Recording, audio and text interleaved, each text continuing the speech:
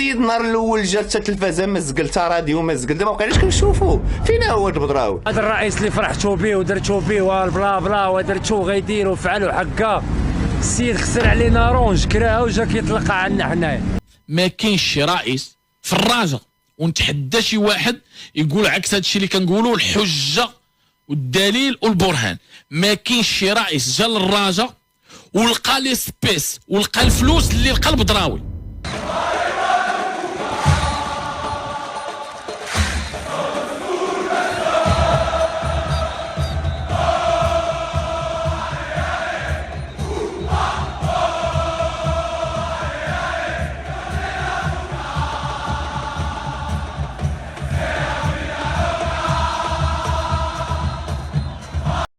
الوعود الكاذبه حاجه خايبه تكون في شي واحد، وبنادم يبقى يكذب عليك ويعطيك في الوهم ويوهمك بشي حوايج اللي ما غاديش يكونوا وما قالش انه يديرهم معك.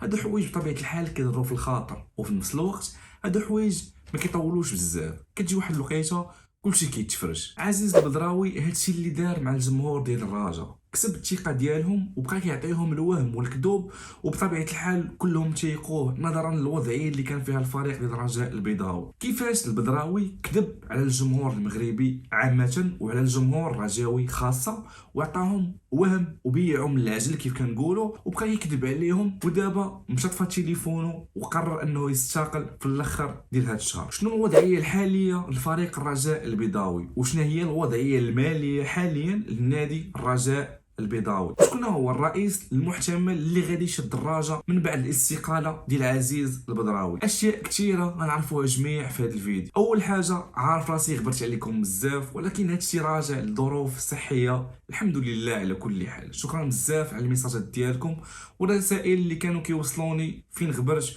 وفين كنت. وكيف العاده بغيت اكبر عدد من التعاليق ولا جيم في هذا الفيديو باش يوصل لبزاف ديال الناس. وبطبيعه الحال الا كنتي اول مره كتشوف القناه فمرحبا بك معنا في مساهير بالدارجه. ديك ابوني حمراء رجع معك قري، ويلا نبداو على بركه.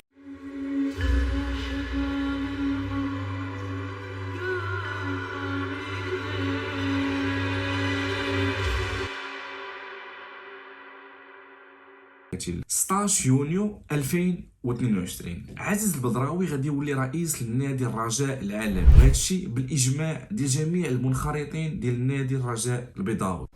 والرجاء اختار رئيسا جديدا للفريق، حيث انتخب الجمع العام الذي عقد زوال اليوم رسميا عزيز البدراوي خلفا لأنيس محفوظ الذي غادر منصبه إثر تقديمه استقالة جماعية في 16 من مايو الماضي مع باقي أعضاء المكتب المسير. الجمهور الرجاء كان فرحان بزاف وكله تفاؤل بهذا الرئيس الجديد، والامال كانت منعقده على هذا المكتب المسير الجديد باش يرجعوا للرجاء كيف قال هو عزيز البدراوي للالقاب والرجاء اللي كنعرفوها كاملين. البدراوي بطريقه ذكيه قدر يكسب الثقه ويلعب على العاطفه ديال الجمهور الرجاء، وهذا الشيء بدا قبل من التعيين ديالو، يعني في المرحله ديال الترشح ديالو. كان كيلوح ستوريات بزاف في الانستغرام ولي بوست انه كيتريني ومخدم الموسيقى ديال الرجاء وكيلبس حوايج خضرين، كيلبس كاسكيطه ديال الرجاء، وبلي انه رجاوي من الصغر ديالو، زائد انه كيجاوب على جميع الميساجات اللي كتجيه من اي رجاوي كيسولوا على شي حاجه، والتعاليق والوعود، وبلي انه غادي يدير ميسا، انه غادي يجري على الكرارس وغادي يدير وغادي يدير وغادي يدير. وملي ولا رئيس ديال الرجاء زاد كمل في هذا الشيء، ولا كيخرج في التصريحات اللي جريئه جدا. صراحه انا اول مره غنشوف شي رئيس ديال شي فريق في المغرب كيدير بحال هذا التصريح، بحال انه كيقول انه غادي يجري على الكرارس، وكيقصد هنا اللعابه اللي كانوا العام اللي فات.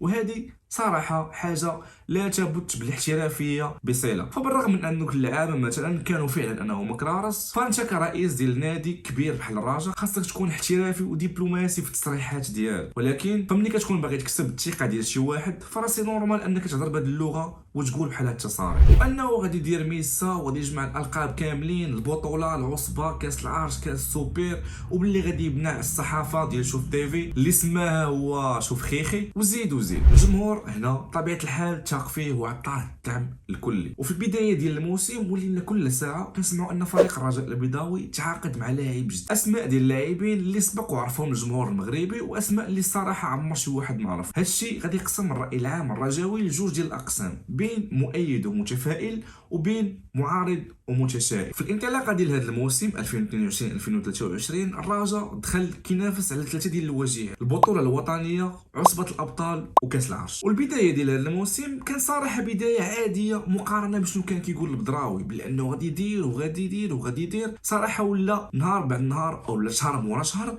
كيبان من داك الشيء كامل فقط راه غير هضره خاويه. كيف ما كنقولوا فاش الرجاء دخلت المعقول في البطوله ولا في العصبه فراه كلشي عارف دابا شنو واقع. الرجاء في الرتبه الخامسه، يعني ما كينافس على حتى شي حاجه، لا عصبه الابطال ولا كاس الكونفدراليه، زائد الخروج من دور الربع النهائي على يد نفس الخصم ديال العام اللي فات اللي هو الاهلي المصري. عصبه الابطال اللي غابت على الخزينه ديال النادي منذ 1999. تخيل معايا من 1999 جمهور الرجاء ما شاف حتى شي عصبه ديال الابطال. وملي القضيه ولات كتفرج عزيز البدراوي خرج كيقول بلي انه دخل على الرجاء وهي زيرو درهم، وهذه كانت هي السبه ديالو باش يبرر الاخطاء اللي كاينه حاليا في المكتب المسير ديالو. هادشي اللي غادي يعرف من بعد الجمهور ديال الرجاء انه ما كاينش وكله مكتوب. فرا مع الدخله ديال عزيز البدراوي ومني شد الرجاء البيضاوي دخلاتو 4 ديال المليار اسبيس. غنخليكم مع الفيديو اللي كيثبت هادشي. دخلات للرجاء واحد 3 المليار ونص، 3 المليار ونص اللي ما قصدتش نعطيك واحد 3 المليار و800 4 المليار اللي لقى ديال ليسبيس اللي دخلات ليه فلوس دخلات ليه. بزاف الناس كيسحب لهم راه البدراوي جا للرجاء ولقاها زيرو درهم وما عندهاش الفلوس والغرق المبين. راه الناس غالطه هادو اللي روجوا، ولكن راه البدراوي جا للرجاء لقى الملير. ما كاينش شي رئيس، انا نعاود نقول لكم باش تسمعوا مزيان، ما كاينش شي رئيس في الرجاء ونتحدى شي واحد يقول عكس هادشي اللي كنقولوا الحجه والدليل والبرهان. ما كاينش شي رئيس جا للرجاء ولقى لي سبيس ولقى الفلوس اللي لقى البدراوي. الفشل ديالو كان باين صراحه من البدايه نظرا للاسماء اللي كان كيتعاقد معاها، من المدرب فوزي البنزرتي لاخر لاعب لحد الان اللي فسخ العقد ديالو اللي هو رؤوف بن غيث. الانتدابات كانت فاشله وغير عقلانيه، والتسيير كان عشوائي ولا يبث الاحترافيه باي صله. كان كيبين فقط حاجه وحده، هو ان الرجاء غادا للهاويه. باش نختصروا هذا الموضوع فالرجاء فرق كبير بزاف على اي واحد، خصوصا بحال عزيز البدراوي والاشباه ديالو. باش انك تطيح فريق بحال الرجاء البيضاوي في لاميرد وتخليه يدير شي حوايج اللي ما عمر شي فريق لحد الان في المغرب دارها، بحال انك دير صينيه كتجمع تبرعات النادي كبير بقيمه الرجاء البيضاوي. فهاد القضيه ضرات النادي اكثر من منفعته، انك تطيح بالسمعه ديال فريق كبير بحال الرجاء البيضاوي. سي عزيز او لبا عزوز كيف ما كيقول جمهور الرجاء حاليا، ملي كبر عليه الماتش وشاف الروين ما ينايض عليه والصداع دار حاجه وحده، طفى التليفون ديالو وغبر. ما بقاش بان ليه اثار، لا اللعابه مخلصين لا معسكر تدريبي دار للنادي لا حتى شي حاجه. باش موراها غادي تقرر انه غادي يكون الجمع العام نهار 26 في هذا الشهر، يعني 26 في شهر ماي، من اجل انتخاب رئيس جديد للنادي الرجاء البيضاوي. رئيس خاص يكون فيه مواصفات صراحه خاصه باش هذا السيناريو ما يبقاش دائما يتكرر في القلعه الخضراء بطبيعه الحال. فالرجاء فريق كبير خاص دائما يكون في الخط ديال الالقاب وحاضر على المستوى القاري والمحلي في المنافسه على الالقاب. قاعده جماهيريه كبيره كيعرفها اي مغربي بعيدا عن الانتماء، سواء كنتي رجاوي ولا ودادي ولا كتشجع اي فريق اخر. فرا القيمه ديال الرجاء البيضاوي ما يقدر حتى شي واحد ينكرها ولا يثبت العكس ديالها. فريق كبير بجميع المعايير، الا ان الظروف اللي كيعيش مؤخرا هي ظروف خايبه. نقدروا نقولوا عليها حاجه وحده، هي انها ما كتليقش بفريق كبير بحال فريق الرجاء البيضاوي، والجمهور ديالها ما كيستاهلش هذا الشيء اللي كدوز من الفرقه ديالو. كيف قلت لكم الجمع العام غادي يكون نهار 26 في هذا الشهر من اجل انتخاب رئيس جديد. حتى لدابا كاينين 4 ديال الاسماء هما المرشحين بقوه لخلافه عزيز البدراوي. اول سميه هو محمد بودريقه، اللي كيعرف كل شيء هو انه كان سبق وشد الرجاء البيضاوي ودار معاها بزاف ديال الانجازات، منها الوصول لنهائي كاس العالم للانديه، وقال في التصريح ديالو بانه مستعد باش يجي يشد الرجاء ويعتقها من هذا